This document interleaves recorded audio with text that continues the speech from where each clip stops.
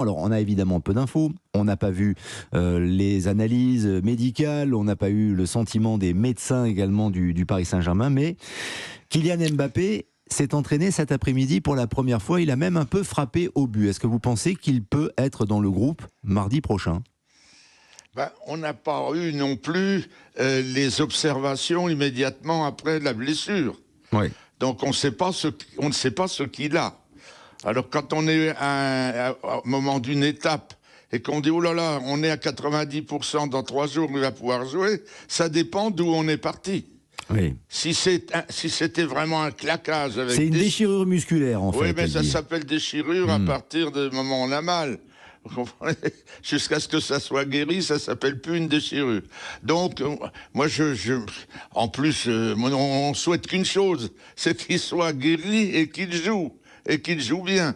Mais je pense que le Paris, c'est aussi ce qu'il représente.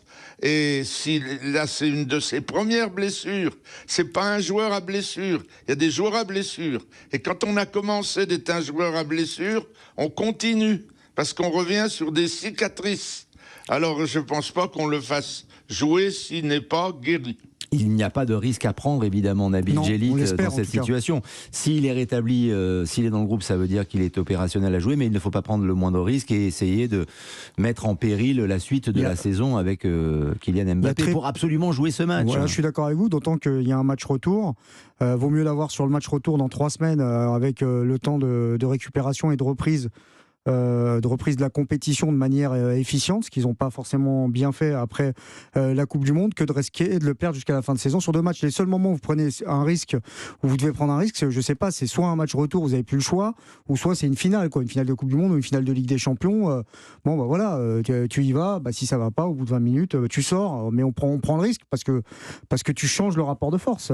Donc déjà psychologiquement, je pense que c'est une bonne chose ce qui se passe, le fait qu'on entende quand même qu'il n'est pas loin d'être dans les starting blocks, c'est un contre-feu, à mon avis, qui n'est pas voulu, mais qui est positif par rapport à de ce dont on va parler, puisque si on parle d'Mbappé, c'est quand même plutôt quelque chose qui suscite de l'espoir qu'autre chose. Mais par rapport à ce qui se passe, notamment sur le contenu, les résultats, l'environnement du club, on va dire que c'est presque une actualité un petit peu heureuse. Pourtant, on est sûr de rien. Lueur d'espoir. Pour rester encore sur le cas d'Mbappé, pour essayer de statuer avec vous, Jérôme Papin, ok, il ne faut pas prendre de risques. Parce que c'est une lésion musculaire et si véritablement Mbappé n'est pas totalement rétabli, il ne faut pas mettre en péril la suite de la saison et les prochains matchs. Mais le PSG sans Mbappé, c'est plus vraiment le PSG. En tout cas, c'est un PSG beaucoup moins fort. Et le match de mardi, il est capital, Jérôme.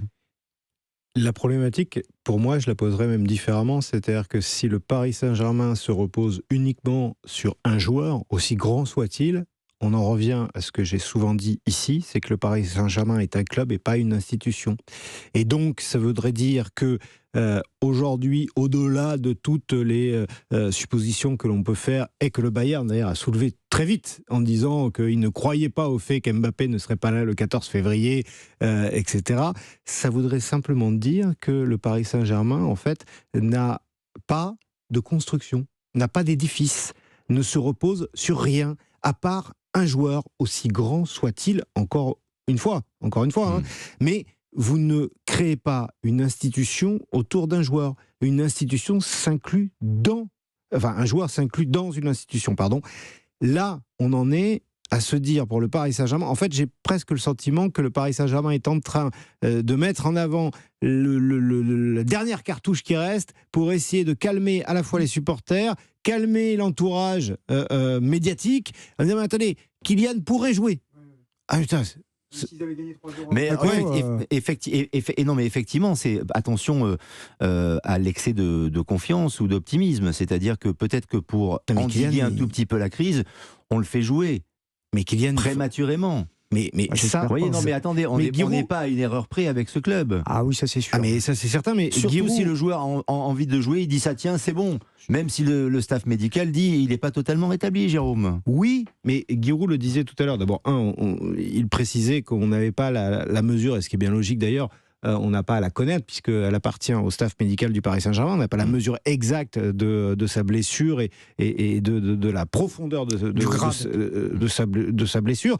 En revanche, je reviens à ce que je vous ai dit, c'est que si vous ne tenez et vous ne vous retenez que sur un joueur, vous ne restez qu'un club et pas une institution. Et si vous voulez gagner la fameuse Ligue des Champions, si vous voulez régner sur l'Europe, vous devez être une institution. Mardi, Messi. Oui, Giroud. Il y a un hic quand même. Oui. S'il ne joue pas, il y a un joueur qui va se préparer pour jouer. Or, si on commence à dire que peut-être il va jouer, peut-être il va pas jouer, on va pas pouvoir préparer, gonfler un joueur qui est plus modeste, qui se retrouvera titulaire alors qu'il était remplaçant quand il y a Mbappé.